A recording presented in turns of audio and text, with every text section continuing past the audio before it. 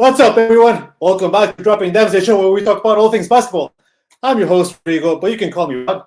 And joining me is Mr. Taple Double. Tay, how you doing, my friend? I'm doing fantastic, brother. How are you? We're freezing, quote unquote, here in Vancouver. But hey, here we are, bringing the heat, right? Ice cold temperatures of 2 degrees Celsius. Celsius, yeah.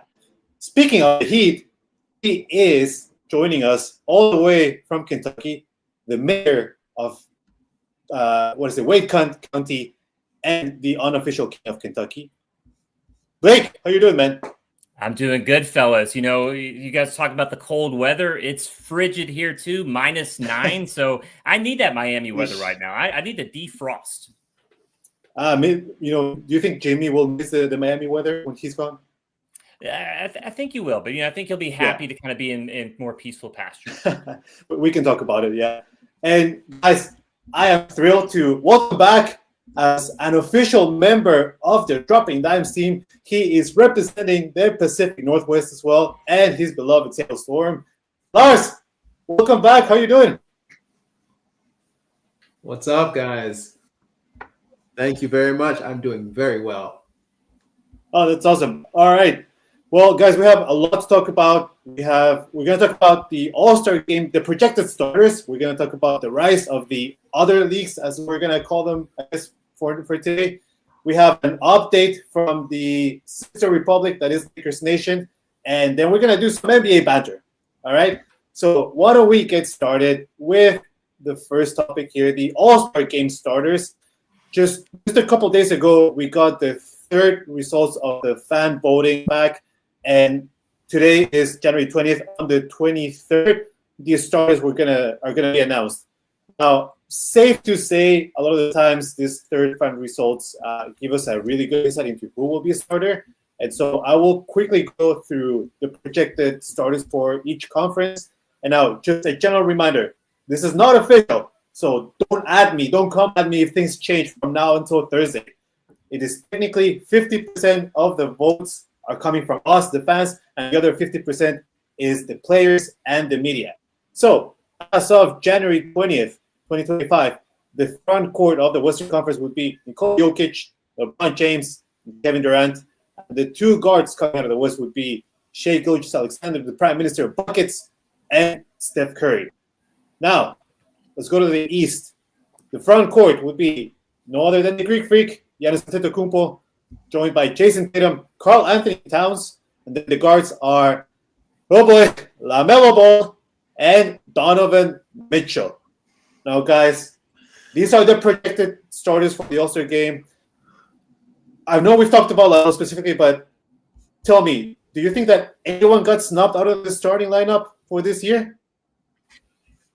I think for me, we talking just over the past couple of weeks on this, I think personally Wemby should be a starter in the Western Conference. I mean, that's no slight to, LeBron or obviously KD within that, but the season that Wemby's really been having, I mean, obviously without him, the Spurs just would certainly be in the bottom of the Western Conference, compared to where they're at, hovering around 500 as well too. Statistically, as well, the season he's been having is incredible. So, he for me is one that I think, personally on my kind of ring would be a bit more further up there. To be honest, on a lot of the other ones, I don't really see as much complaints. We've talked about LaMelo. I'll kind of leave that for my thoughts on there too. But I think more of like a Trae Young, maybe more deserving personally in being a starter for the Eastern Conference there. But again, no surprises. I mean, and honestly, when you kind of look at those that you just mentioned, Rod, pretty much most thoughts are shored up. I think if I'm correct, right, tonight, midnight Eastern time is the final end to the All-Star voting. Yeah. Today is also the 3-for-1 as well. So we'll be curious to see. I think Friday was too, if there'd be any kind of movement. But when you're looking at the leads and who's there, there's really not going to be, I can imagine, any shakeup. The only one I'm kind of curious that is a really tight one is that KD Wemby one, only about 500,000 votes. And again, right. Let's see if Wemby can really kind of overcome that. And then the Steph Luka, very small gap there. I personally think Steph will keep it, but that's the only one I'd be curious to see. But again, no big surprises for me. It's 3 a.m. in France right now. Wake up, get your votes in if you wanted to get in above KD. I think that can come and go for me. Wemby and KD, I think both are probably deserving to be there. It'd be fun to see Wemby be a starter in his second season. It's really just a matter of time. I'm sure he'll be a starter next year. But the one that I really think got snubbed is Trae Young. I'm not going to beat the dead horse of LaMelo Ball being a starter here, but Trae Young is having a pretty tremendous season with a double-double average, obviously averaging 11 plus assists. On more efficient shooting than LaMelo Ball's been doing. So that mixed in with the success that the Hawks have seen. Obviously, that team has some better cohesion going on right now too. But I think that's the one that really irks me. I don't know if it's a bit of people just sleeping on Trae Young a little bit or loving to hate the guy, but he definitely deserved to be there. I don't know, guys. There was, and I shared this with you offline. Sorry. Go ahead, Lars. Go ahead. No, don't worry about it. Go ahead. Got a bit of a delay on my end. Okay. I shared with you guys that article from, oh my God, I forgot that. Good Morning, It's Basketball. The author escapes me right now, but he was talking about this weird phenomena. Like, I don't know, like, we look into maybe some bots in North Carolina rigging this voting for LaMelo Ball. It's weird. Look, I'm over it now. Like Tay said, it is what it is kind of thing. The one player, and not just because, yes, I'm part of Laker Nation, but I think Anthony Davis got snubbed a little bit. And this is just a narrative about him, sitting out games, which at this point is kind of ridiculous. But the man is having a bit of an all-star season. So I think he got snubbed. I'm not saying that he deserves it over necessarily KD. Maybe over Wemby. I would say, Wemby's going to be a perennial starter. So I'm not upset about it. But I think KD, Laker Nation, we could have done better. We could have given him a few more votes. So Homer, and I was going to say, take away. I'm curious personally as well, Rod. Take away the legacy of LeBron James, and again, he's having a fantastic season. But on your personal ring, based on the seasons these two players are having, would you put AD in over LeBron James? Blake, why are you doing it's a good question because we can't really with a straight face be giving a team without home court advantage going to the playoffs 2 all-star starters. Oh my God! This has nothing to. If it was about the records, they were both truly all-star starters. One would think they would have home court advantage going. You would think they would at least be above the team that's just across the street or I guess a few blocks down now at the new arena there. You would think that they would have gone into that new arena and maybe pulled home a win. They got lucky last night. Come on. Okay. This is getting personal. Okay. It's not personal. It's just real. Did you hear the decibels of your voice? It's just real. Personal. It's real, man. I don't know. 6, little bit above 500. You would think if you want to claim in the West. All right, AD or LeBron, you choose. This is the All-Star game, not the best record game of the year. Well, if there was 2 All-Star starters, do you think they would have a better record? Those things kind of go hand in hand. So try to answer the question the most civilly that I can. It's a tough one. Taking away, I can't. That's the thing. I don't think I can take all of LeBron's accolades away. He's a legacy pick for the All-Star game, right? The same way that that was that one year that we had Vince Carter and Dirk Nowitzki, right? But it's LeBron James. He's still putting up 20 and 12 a game, something like that. Fantastic season. I mean, no doubt on that too. I think Lars he's not yet a legacy pick. I was just saying that he's still too early for a legacy pick. He'll probably get one if he stays for longer, but he doesn't even plan on staying in the NBA once his talents start to drop off. He is still producing at a high level. Any team would want to have him, even if he weren't LeBron James. If you're putting up 28 and 12, I think it's where he's at right now. Any team would want to have that with who has that leadership in the locker room. He absolutely should be there. And just because the team is so middling, they're 6th in the West right now. And he's definitely the best player on the 6th place team in the West. So I think he is very deserving of this spot. I don't know if I would ever say, AD over at LeBron because that's hard to really stomach. But I do think that they both deserve it because there's nothing else really working on that team. As much as I love the Lakers and love the way that JJ's trying to put it all together, there's just it's hard to say. I mean, Rod, you got to admit it. Look at it. Like they've got.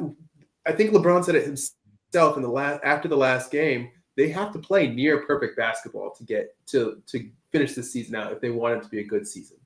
And they just have not been able to put it all together. They have all the tools, they have all the pieces, but having it down on paper and having it actually come into fruition, two very different things.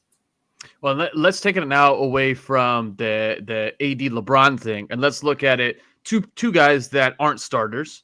But some of us think that one of them should be a starter. So let's talk Wemby and let's talk Anthony Davis, right? Let's talk a statistical difference because now we're seeing winning basketball and the actual change that's been made with Wemby being there for now a second year and obviously having a true point guard and a little bit of a better roster around him. But the statistical difference skews towards Wemby.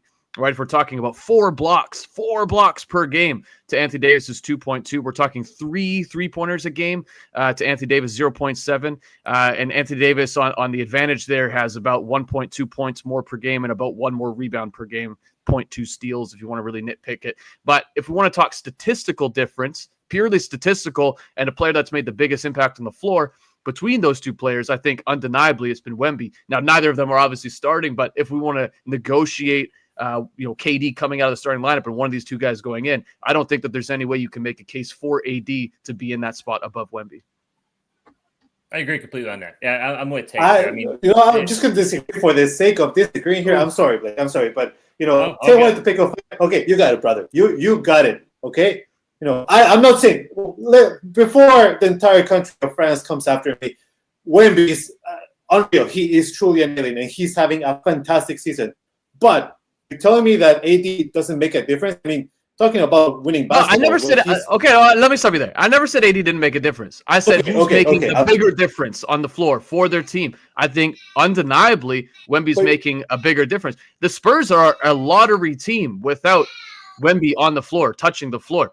Lakers still have LeBron. They still have some semblance of a roster around that. I don't think that you'd be saying a LeBron-led team is a lottery destined team like the Spurs would be without Wemby on the floor. I'm not saying that AD is not a difference maker. I'm just saying Wemby is a bigger difference maker.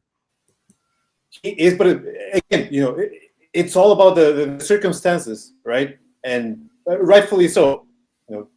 You have the Spurs that are nowhere close to being a full-on contender. But if you remove Wemby from that, yes, I mean, obviously Wemby's right now making the entire difference for the Spurs. But if you remove AD, I mean, you're taking away potentially 5 to 10 wins from the Lakers, right? And that's a huge gap. I mean, I will get into my update from Lakers Nation, but it's huge. I don't think, it's tough. I also want to see Wemby, I'm trying to be objective here, trying, because we're talking about the Lakers, but I would still put AD over Wemby as of this season. Next season, I don't think that argument will exist, unfortunately. Well, if you want to go head-to-head, we go to the most recent game where the Lakers lost by, I think it was about 24 points to the Spurs. So that front court battle there maybe not as close as you might be thinking. Let me remind you, that came exactly one day after you said, does Wemby play winning basketball? Did I say that? Did I actually say that? Yeah, it's recorded, my brother. It's in the pod. It's back there. Yikes. Roll the tape. Oh. And I'll say I'm with Tay too, by the way. Again, I'm someone who loves Anthony Davis. Obviously being a Kentucky, fan myself too. But again, both I think could be deserving of all-star starting as well too. And again, I'm not putting Wemby head and shoulders above AD, but I do think that he is a bit more deserving as well. And you brought up a good point though, Rod. In terms of AD, take him away from the Lakers this season. I mean, that's 5 to 10 wins that obviously they might not have, but you could probably on that same argument say take Wemby out of the Spurs, and it would be even more catastrophic for them to that too. And again, obviously roster imbalance is a bit different too, but like he's really the heart and soul of the team and really makes up the way. And just from a strictly, defensive matchup standpoint as well. Like, I mean, just what he does, on the court as well. But again, love AD, but I'm with Tay on the Wemby. Let me ask you this, Rod. Let me ask you this. Yeah. Greg Popovich, your phone's ringing. You see the caller ID is Greg Popovich. He says, Right. I will give you Wemby for AD right now. You taking that trade? Yes, I'm taking that trade. Even out of youth. I think we have that. I think we have our answer, and we can move on now. No, that's not a good example. Okay. Not a good example. Okay. I don't know if that's entirely fair though, because when you're taking that trade, you're also talking about the future, and like Wemby is absolutely the future. AD is right now, in theory. So like, I don't know. I would hold off on that one. I hear what you're saying. I understand the one-to-one comparison, but I don't know about all that. Well, I mean, let's talk one-to-one. You take them just for this season. You say they're both expiring deals at the end of this year. They're both going to be gone. They're both free agents. Which one would you rather have on your team next to LeBron? I mean, Wemby. why are we? First of all, interesting. Why are we Honestly, putting the Spurs season failure? back to the way that it was. Go ahead, let's go ahead. We're dealing with Solak here, but hey, that's okay. This delay is my apologies. What I'm saying is, if we do this one-to-one and say at the end of the year everything goes back to normal, resets, and you have one chance to say, you know what, I'm gonna swap these two people out with LeBron James, I actually think you stick with AD.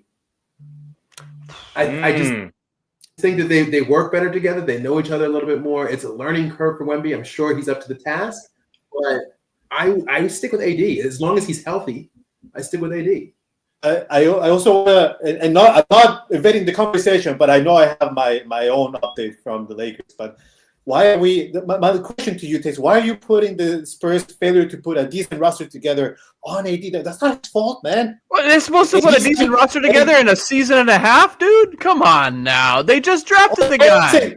Of course, you and Blake are saying like, "Oh, remove Wemby," and it's discussion. I'm like, yeah, because you're the only guy that is decent. I mean, Chris Paul, he's in the sunset of his career, and he's only putting up lobs and yelling at Wemby to like cover a guy that has the ball on the floor. But that's about it. You don't have anyone else. Steph Castle is going to the dunk contest. That's it. That's the highlight of the first season. Of course, if you remove Wemby, it's going to be a disaster. If you remove AD, it's a bigger problem for the Lakers. Yes, it's not going to be a lottery team, but the impact that AD has and the player that he is right now, I think he's a better built player, at least as of today. Wemby is, yes, the next 20 years, and I'm here for it. I'm all here for it, but not for the All-Star game. I think we're all in agreement. Yeah, I agree with that too. The last thing I do want to just mention, take AD away from the Lakers. They're still at least a play-in team, possibly playoff team, maybe depending on how they go. Where do we? You take Wemby away from the Spurs. I mean, bottom within that too, and with him, they can make the play-in obviously within that too. But yeah, I'll leave it at that for me. I think we're all in agreement. I don't know if that's true, man. If you take away AD from the Lakers, that is maybe bottom of the play-in, maybe, and even then, I highly doubt it. Like I think that Wemby is more important to his team than AD is to his team, but they're both incredibly important to the ecosystem of their teams. And if you take them away, both those teams are absolute garbage. So let's take it back a little bit, right? The conversation is around which one is more deserving to be in the All-Star game, right? Not which player is better right now or whatever. It's which player has played the best this season and made the largest impact on their team thus far. Do you truthfully think that? Really? Yes. Anthony Davis. Yes. Wemby's having a fantastic season. He's breaking records, but is that translating into the Spurs being an immediate contender? No. How many? So give me Anthony Davis. He's breaking records, but he doesn't deserve to be a starter. Look, I didn't say it's the best record game. I said it's the All-Star game. Give me the best of the best at this very moment. He's going to be a reserve. He deserves to be in the All-Star game. Not a starter yet. Pay your dues, young man. That's all I'm saying. That's all I'm saying. I think the cold is getting to your head. This is wow. I did not expect this to be as Very heated, but confident. yeah. I don't feel the cold as much anymore. Thank you guys. Listen, I saw Lakers in the agenda coming in, and I knew He knew he had to go for it. Yeah. And you put me in the headspace already. I'm glad that you chose blue jersey. jersey. Let's move on. We're not even supposed to be talking about starters. We're supposed to be talking about the reserves, anyways. Let's talk about the reserves. Who you guys got? Top of mind as maybe some quote unquote rightful reserves for the All-Star game. Let's start in the East, hey. Since we were kind of already in that, or we'd ended with the East on the other side. So let's start with the East on this side. I think for my reserves, I got to start with Trae Young just because I feel like he's the biggest snub from that starters roster. I'm thinking that there's a bit of a tough decision in terms of guard play, just because guard play has been very strong across the board in the Eastern Conference, which we haven't really seen in a long time. But we're looking at Jalen Brunson, we're looking at Damian Lillard, we're looking at Cade Cunningham, we're looking at Trae Young. And it's really kind of hard for me to really only choose two of those guys. And I guess we maybe have a wild card spot. But I think that my gut right now is going Trae Young and Jalen Brunson. And I'm sorry, Pistons fans. I know Cade has been having a really, really good season, but it's hard for me to put him in that slot above Jalen Brunson, especially with the success the Knicks have seen. Yeah, it's a tough one, really. The guards in the East, with the insertion of LaMelo Ball. Again, it is what it is, but that made it tougher because that means that you have Damian Lillard, Jalen Brunson, Trae Young, Cade Cunningham, Darius Garland. Speaking of somewhat disturbing guards, it's hard. Blake Lars, who you guys would have for quote unquote again rightful reserves for the East? I think for the East, I'm pretty spot on with Tay as well too. I think when looking at just the guards, Trae Young head and shoulders for me is kind of number one on that. I would also put Brunson slightly above Dame. Man, Cade's having a great season too, so I would love for him just personally to get in. But yeah, I would have Trae Young and Brunson. Then kind of looking at the front court, man, if I know Paolo's fourth there for me, just obviously he's been injured for a lot of the season as well too. But I mean, when he's been playing, incredible, and I wish he didn't get hurt, from that. I'm not saying how much that should really impact, but I guess right now, looking at the front court, I would have Jaylen Brown and Evan Mobley. Those would be my kind of two from the front court as reserves personally. Yeah, I think special shout out Jared Allen if you didn't mention him as well. I think fully deserving of being there, especially with the success that the Cavs have seen. The front line for the Cavaliers is absolutely devastating and terrifying to play against. And I think anytime if you got a fantasy team and you got a big on your team, they're going up against the Cavs, just bench the man because I don't think that they're getting anywhere near the rim. One of the guards we didn't mention as well, Tyrese Maxey, who we could probably make a case for being on that team, but it's really, really difficult.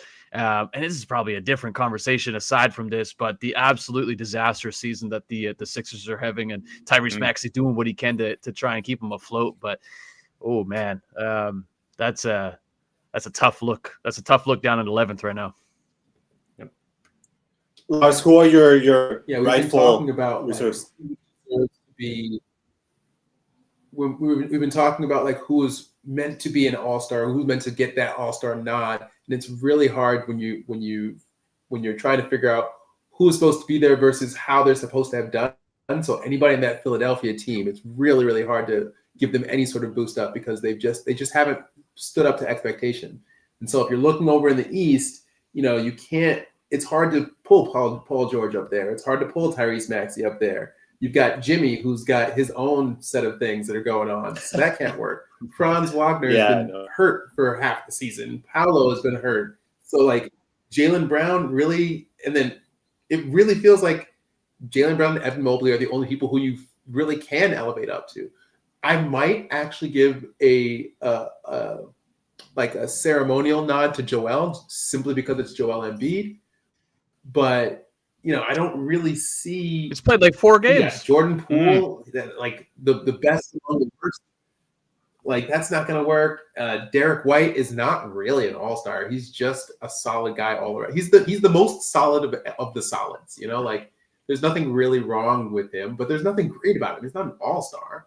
So like, I don't see, other than Trae Young, which I hate to admit, Trae Young, maybe Cade Cunningham. Like, I don't, it's really hard, particularly in the East. Like, I don't see a whole lot of people.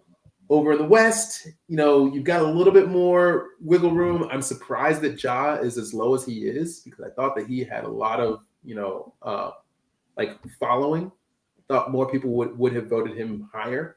You've got the Jalen's, like the Jalen Williams, all of them. Like, I think he's been playing pretty well, and he automatically gets the extra boost because of the OKC-ness of it all, and they've just been playing out of their minds. But I think they've got a pretty good handle on starters, both East and West in general.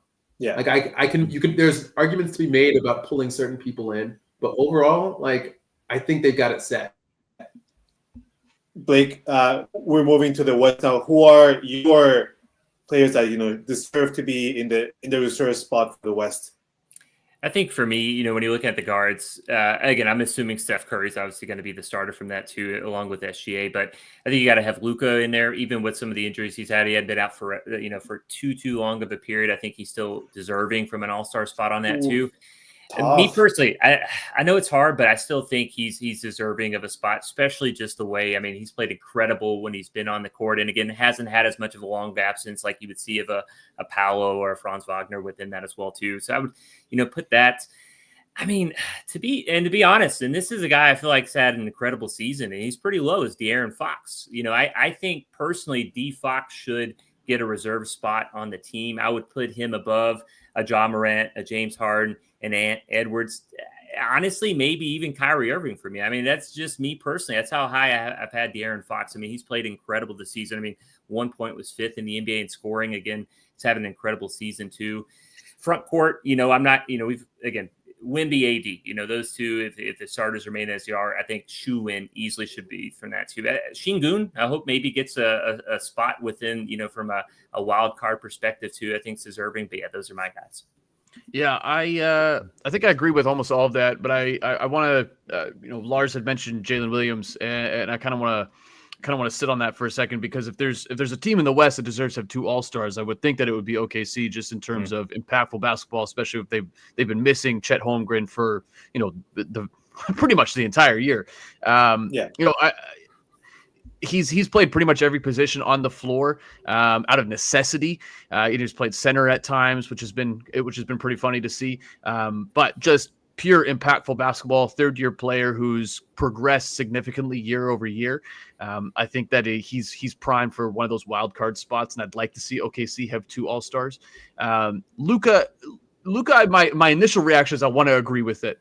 You know, he's missed some time and he's out right now, and maybe he's back for the All-Star break. Maybe he's back after it, but he has had regression in nearly every statistical category, including efficiency, which is pretty worrisome. But that doesn't deny the level of basketball that he's playing when he's on the floor and the impact that he has on his teammates around him. Now, does he deserve to be in over Kyrie if we're going to pick a Mav? That might be a different conversation that we need to have. But there is some questions around Luka's all round. You know, it's not like he's regressed a lot, but he has regressed this year, and maybe that's injury. You know, he's been out now with a leg injury, and maybe that was bothering him for a little while, and maybe that's where some of the regression came from. But I don't think he's like a shoe-in like he has been his entire career so far. And then Blake mentioned Şengün, which I love that pick in terms of you know, I think there's 3 front court spots. I would be more than happy to see, you know, aside from AD and Wemby, I would love to see Şengün in there. I think that the Rockets are absolutely deserving of an all-star spot. I think Şengün has played an incredible role as a bit of a mini Jokic. You know, he's averaging a career high 10 rebounds with the double-double. So I think that's worth its weight in gold. But one that we didn't really mention is Domantas Sabonis. Now, I know he wasn't an all-star last year, and I know that he got snubbed, but he is leading the NBA in rebounds. He's also leading the NBA in three-point percentage. As a big man, that is worth its weight in gold. And, you know, there's a bit of a conversation there where should it be Sabonis? But isn't he like at least halfway, mid to lower on the defensive rating, like by himself as a center, and that's that's the man that you want to have anchored on the defensive end. Right? I mean, you could probably make that case for Şengün as well if he wasn't surrounded by a lot of all NBA caliber defenders, right? Şengün isn't a stalwart defender on his own, and that's a big microcosm of like the problems in Sacramento, right?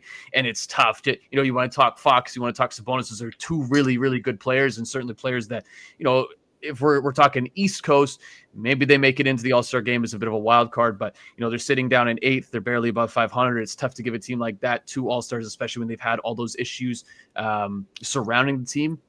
But I do think that Sabonis deserves a shout out for leading the NBA in a couple statistical categories and having a big increase from his last year. He was on an all NBA team last year.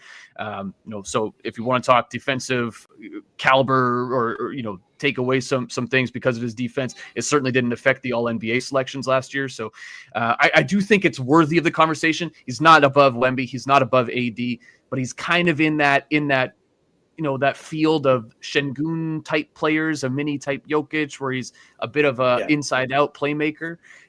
So I think it's worthy of the conversation. But I'm certainly not making a case saying he's definitely got to be in there. Just to wrap it all up, I do think that, once the reserves are announced, that is where we'll get the shocking news. So obviously, the starters are all shoo-in at this point. I would be very surprised.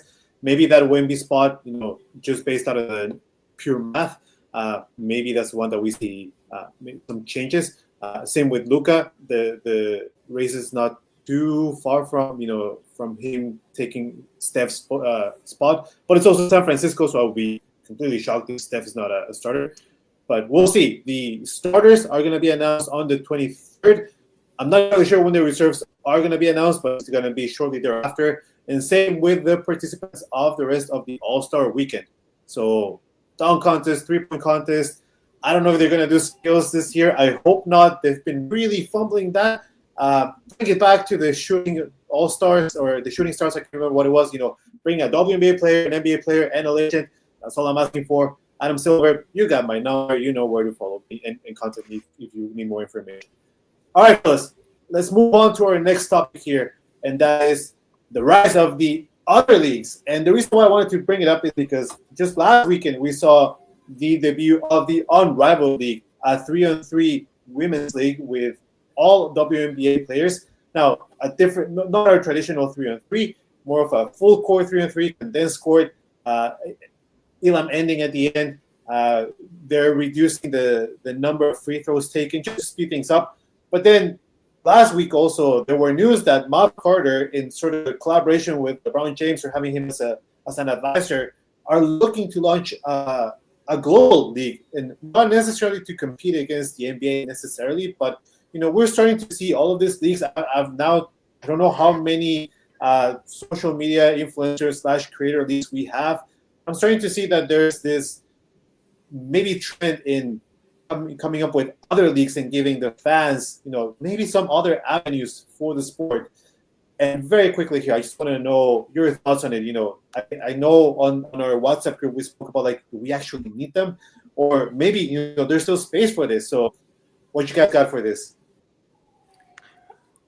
I'd say for me, I like the idea of, and I'll start real quick just with the Maverick Carter kind of one, then I'll kind of briefly mention about Unrivaled as well too. But for me, I like the idea of it. I just personally don't think that it's something that's sustainable long term. Especially if their intention is to be a rival league to the NBA, which I think I may have seen in the Bloomberg kind of article as well too.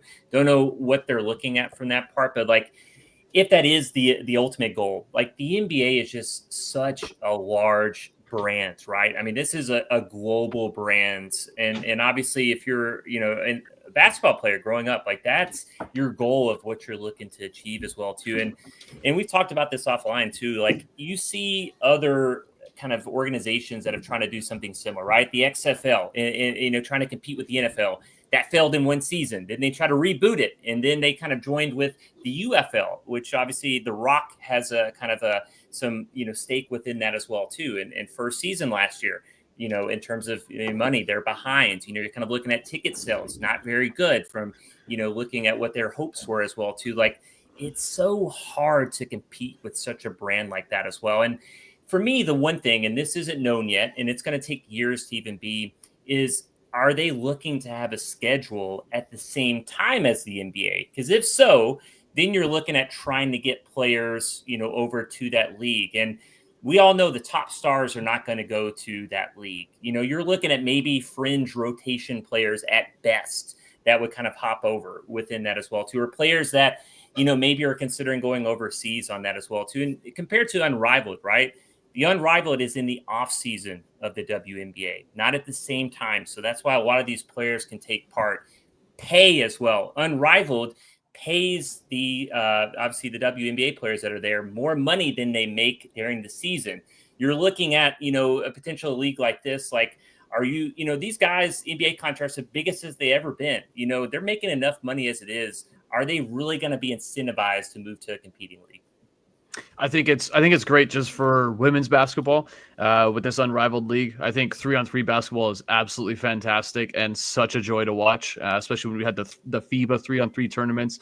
So much fun to watch. And if you've ever tried playing FIBA 3-on-3, where it's the continuous movement, oh man, is that exhausting. So it really gives you another depth of appreciation for the conditioning that some of these athletes have. But I think that this is a great thing for women's basketball. It gives some more exposure, a little bit more of an entry point for people to get into women's basketball. I know lots of my friends like the 3-on-3 basketball, and they don't watch as much NBA until it gets to the playoffs. So it's a nice little entry point.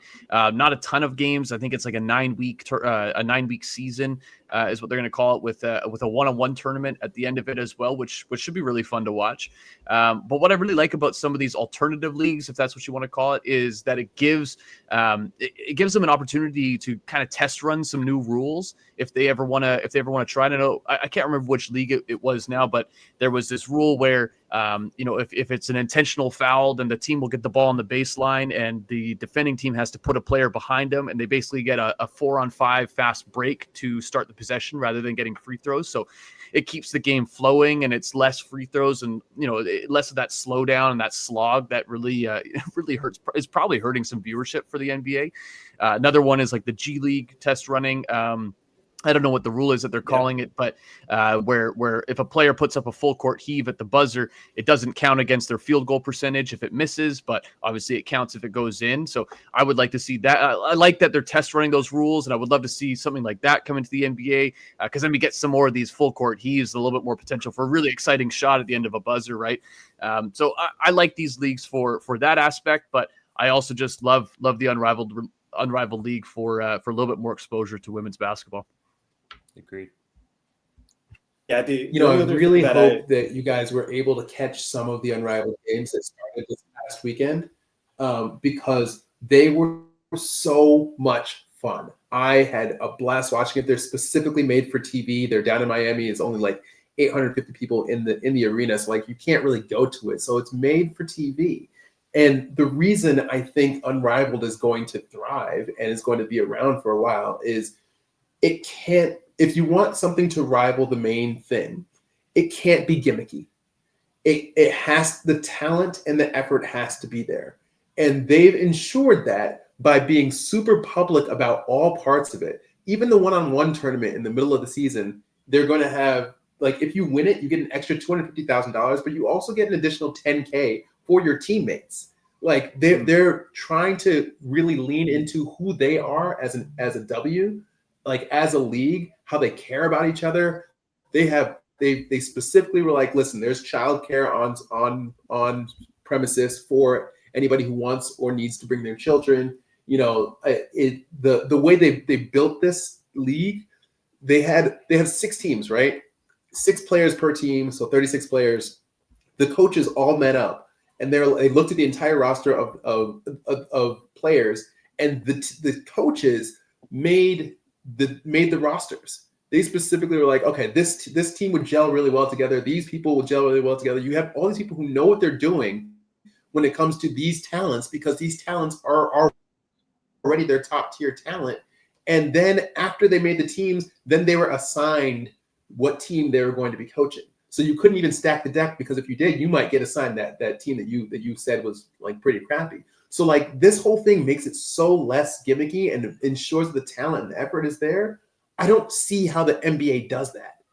Like, it just doesn't make sense for the NBA to do that. Now, caveat here, I am not Maverick Carter. I have not been involved in the NBA's intricacies for decades at this point, I guess. But like realistically, from my point of view, there is no way that you can get more exciting stuff, because when you're talking about the NBA, you can't have the top tier talent take their off season and go into another league. That just doesn't happen. You might have them do it for the Olympics, but that the guys are exhausted when that happens.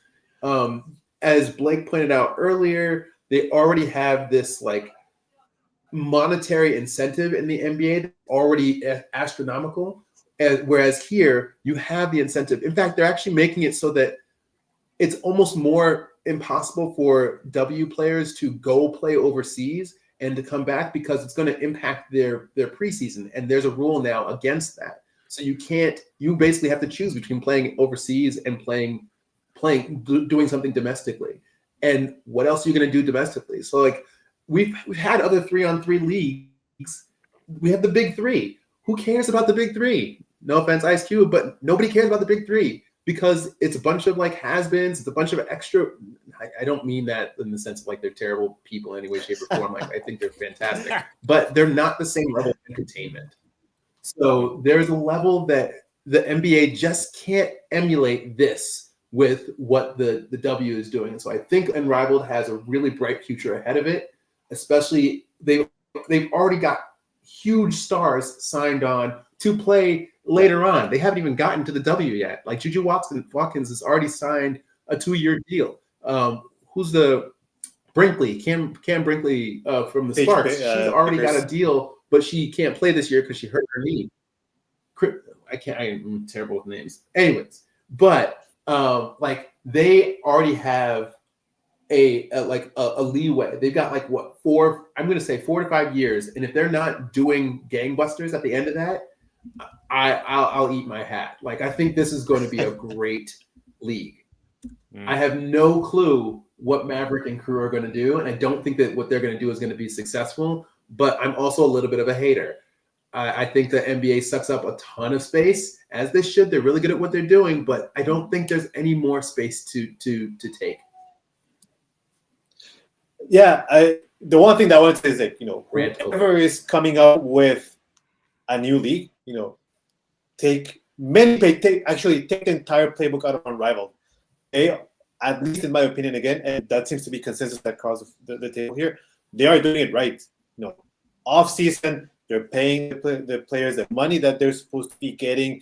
They are giving them, state-of-the-art facilities, different format, which makes it interesting. And I think Lars, and you guys pointed it out, made for TV. Maybe you don't want the hardcore fans to not watch, but you want those new fans to engage. They gave us a faster game, less free throws, less red tape. Let's put it that way, and more basketball. More scoring, more drama, if you will. It's getting a little. I saw the players getting aggressive and physical there, and that's something that I think the big three market at the beginning, and it's exciting. It's got its spot. I'm not gonna say that it doesn't, but I think that the 3-on-3, there's something there for potentially this global league, and maybe they do. I don't know, USA versus the world. We would all kind of love to see that. Can you imagine if they put up Luka, Jokic, and someone else against 3 players from the States? Woo! I would buy all the pay-per-views, whatever format you need. So I would say Unrivaled, great job, fantastic. Other leagues, they're showing you live how it's done. So get your paper, get your pencils or pens or MacBooks, wherever you take notes, and take all the notes that you can. All right, let's move on to everyone's favorite segment of this show, an update from Lakers Nation, from yours truly, the unofficial ambassador of the sister republic of Laker Nation. And this is mostly me showing off that I had the privilege to go down to beautiful California, to Los Angeles for a Lakers game. And I just wanted to share. I'm not going to take the entire time because I know we're going to do some more banter, but all I want to say is a couple of things. AD was ruled out 20 minutes before the game started. Sucked. I got to see him from, we were behind, not exactly behind, but in the section behind the Lakers bench. But man, when AD doesn't play, there's a massive gap in the Lakers. And I don't know, I don't want to ever see Rob Pelinka or Ginny Buss, even though I have a very, very special spot for the Buss family in my heart. But Ginny Buss, I don't want to see her right now. Rob Pelinka, I don't know, just give him a year pass to Disneyland so he can stay there. We need someone better. This team, the core, Austin Reeves, LeBron James, AD, maybe Rui Hachimura from the bench. There's something there. But the way that it's constructed right now, no. We're at best, we're, playing middle of the table where we are. And that's fine. And that was evident from the game against the Nets. One of the rock bottom teams taking us to the dying seconds, unforgivable. Great game to be there. I'll give you that. Made for incredible entertainment. If you haven't watched my stories of me jumping like up and down like a 5-year-old, I highly encourage you to do that, even if it's just to make fun of me. So there's that. And the other thing that I want to say is like, guys, maybe and probably it is my Lakers bias, but the mysticism around that arena is there. It is palpable. Call me crazy, but the moment that you get into that square, into LA Live, as they call it, and the Crypto.com arena, the atmosphere is absolutely fantastic. You see, generational fans, you see them, grandfather, father, and then the kids, coming into the Lakers game. And the support that the team has is, I'm not saying that it's unlike any other team. I've had the chance to go to Portland and watch games there, and big shout out to the fan base in Portland, to Toronto, similar thing. But the mysticism around the legend of the Lakers, it is real. It is there, and it is something that if anyone has the experience to go and watch them, I would highly encourage you. Highly encourage it. One of the best things, one of my memorable things, aside from obviously the game, we took a tour of Crypto.com arena, and one of my favorite stories was that there's the visiting team's tunnel and then the Lakers tunnel. And the guy told us, in the history of Staples/Crypto.com, there's only been one Laker player that never came out of the visitors tunnel when they were playing the Clippers as the home team. Any guesses on who that might have been? I don't know. In the entire history of the Lakers. Entire history. So I'm not quite sure. Yeah. No other than the Mamba himself, Kobe Bryant. He refused to go out of the visiting team's tunnel. He would always come out from the home team's tunnel because he said, "This is my house. I helped to build it. So I'm not coming out from the other side. Like I'm coming out from the home team side all the time." That sounds right. Yeah. And allegedly that ruffled feathers with the Clippers organization at times, especially when they did, their big rebrand with, they covered the Lakers banners, all that. They wanted the Lakers to obviously respect their side of the arena, which again, if we're talking business, I can see that. But Kobe just gave him, the good old middle finger with his 5 rings and said like, "No, this is my house." Anyways, that's all I wanted to say. I'm not going to get into more of that because we got it in the beginning, and I'll probably, we'll probably have more to talk about it in the end. All right, let's move on before, this gets ruined by, fans from the Pacific Northwest, whatever. NBA banter, guys. Let's just throw it out there. Give me all that you got. Zion, give me trades. Give me whatever you have in mind before we wrap it up. Well, let me first start with a little shout out to someone who's been coming up on the scene lately, Mr. Sterling Scoot Henderson. 4-game stretch where he has been by far the best Blazer on the floor.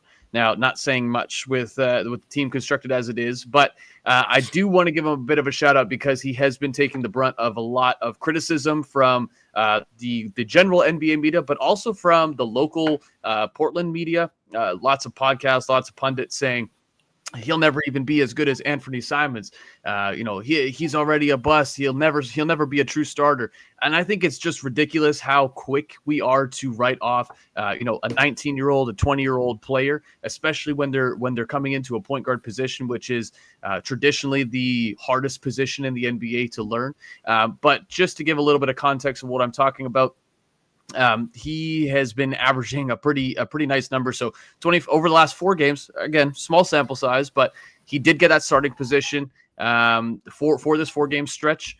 First time he started since the beginning of his rookie season last year. But during that stretch, 25 points per game, 5 rebounds, 8 assists, a steal and a half on shooting splits of 56, 52, and 85. So I think we're starting to see a little bit more of a true version of what Scoot Henderson can be. Now, I'm not saying he's going to be consistently like this for the rest of the year. I expect more duds, and I expect him to maybe regress a little bit. But it has been really nice to see that there is that level of a player in there, especially when there's been so many articles coming out about how he's had no progression, no improvement.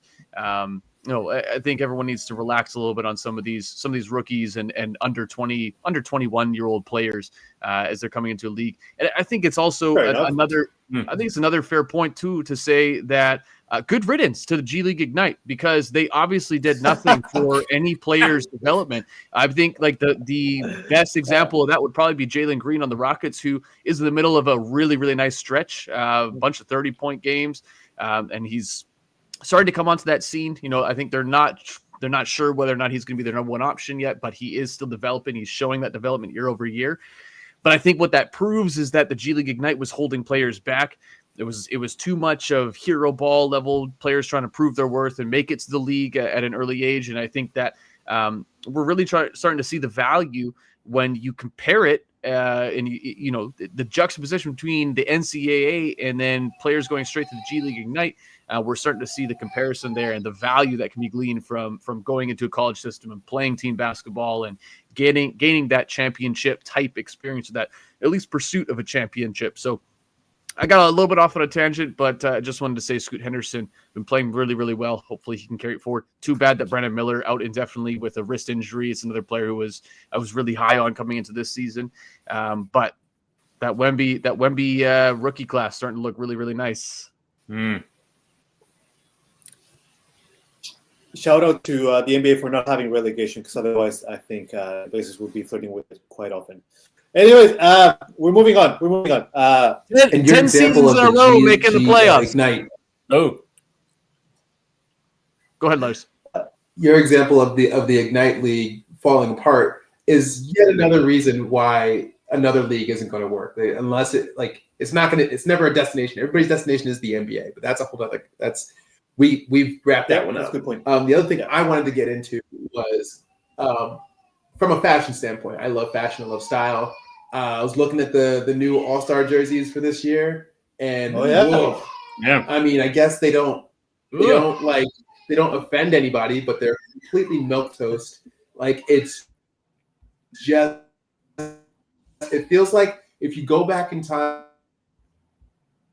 to like mid 90s, early 90s, an NFL game on the old Nintendo console,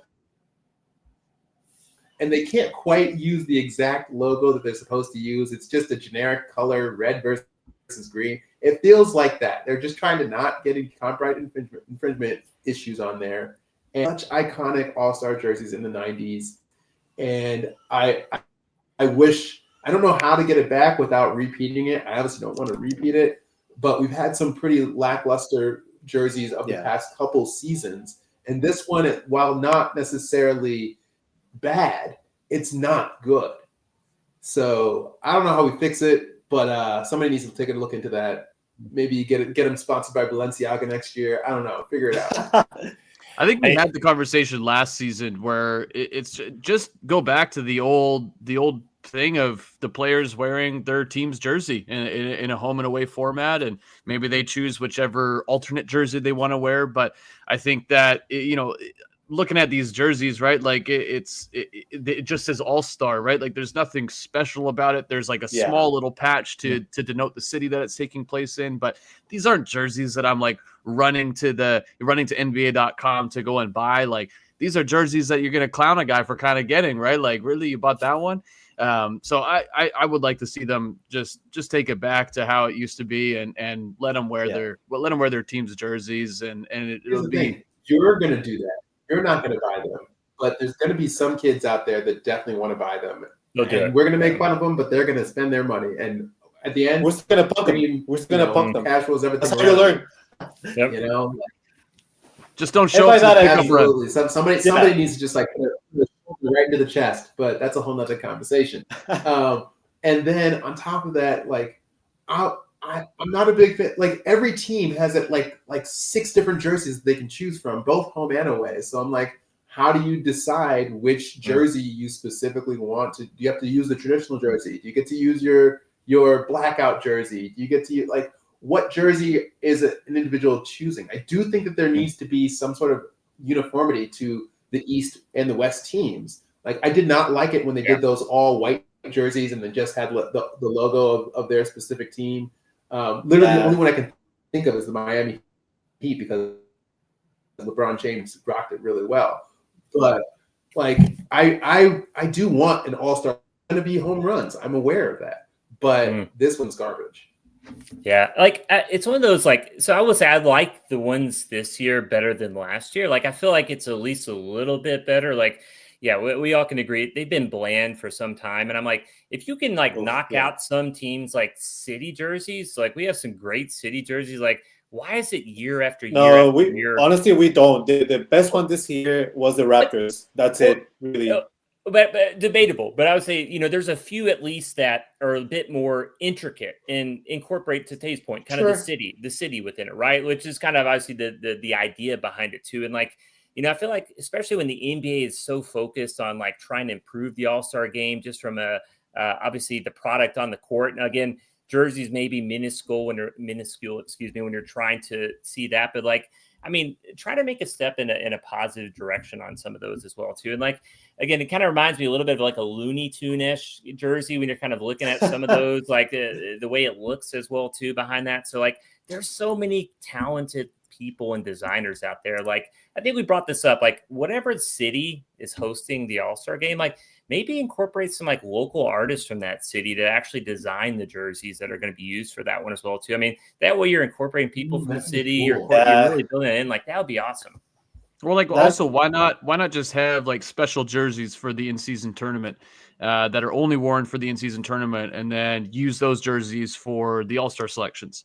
So there's some sort of cohesion. But that was supposed to be sort of this year's intention with the city jerseys. At least that was supposed to be in the beginning, and for a lot of the games, the in-season tournament were going to be played with a different court and with the city jerseys, which in my mind I was like, okay, the NBA is now or Nike is gonna then switch from like city to in-season tournament or what the NBA Cup jerseys. I was like, I'm down for it because the idea of the city jerseys trying to it's getting a little tiresome in my mind. How about we just do like the Mickey Mouse and Looney Tunes type basketball game where they overlaid it like they did for that Knicks game, and I don't know how to worry about it, to be honest. I don't know, but yeah, I don't know why I think all of us here, and again, this is dropping times where we talk about all things basketball, and that includes the jerseys and the shoes and everything. But I do get passionate about the All-Star jerseys. I'm with Lars on this one. Like, I'm a sucker for those Phoenix jerseys, with the cactus and the classic, like sort of the All-Star that they brought back for MJ's last All-Star game against Kobe and all that. I do feel you need that specific branding, but this year and every year I keep saying the same thing. Like the bar getting is lower and lower and lower, and I don't know how much lower we can go, guys. I really don't. There's so many more aspects about San Francisco that you can pull out here. I'm sure that we're gonna get the red represents this, and the panels on the sides are the cables from the cable. I don't care. I do that for a living already. I can probably even write it for them. But for this year, yeah, it is so underwhelming. It feels like this minimalist trend. You look at the Raptors logo, at the OKC logo, every other team with a renewed logo, and it's the same. Just a badge trying to imitate sort of like a soccer club. It's getting boring. Let's go back to the 90s. Give me that big hawk, give me that big buck in the middle of the jersey. Yeah. Anyways. All right. Raptors doing it right. Couple things before we wrap up. A little bit of breaking news. Matas Buzelis confirmed for the slam dunk contest. So joining Steph Castle. Okay. So rookie jumping another rookie jumping in there, which should be a little bit of fun. He's got hops too. Big goal. And then for all the live listeners, there's one game on right now. It's the Jazz and the Pelicans. When I sat down, it was a 25-point game, and right now it's a 1-point game with 5 minutes left in the fourth. So There if we you need go. some exciting Bringing it basketball and you're not wanting to watch college football, then go check it out. Last 5 minutes it should be a doozy of tanking teams. All right, there you go. For He's those of you gonna that call still him believe in Zion. 36. Yeah. All right, fellas. Time to wrap it up. Thank you all so much. Wishing everyone in the States a wonderful MLK Day. Make sure that you follow us on Spotify. Share this with your favorite person in the world and to your least favorite person in the world. Just tell them to check it out. Maybe they'll become a better person. Make sure that you follow us on Instagram at dropping.times. If you're going to get a hold of us, just send us a DM. We always respond. You want to send us an email? You want to sponsor us? Maybe you want to talk about something specific? Contact at drop-dimes.com. Until next week, this is the Dropping Dimes crew signing off. Peace, love, basketball. Adios.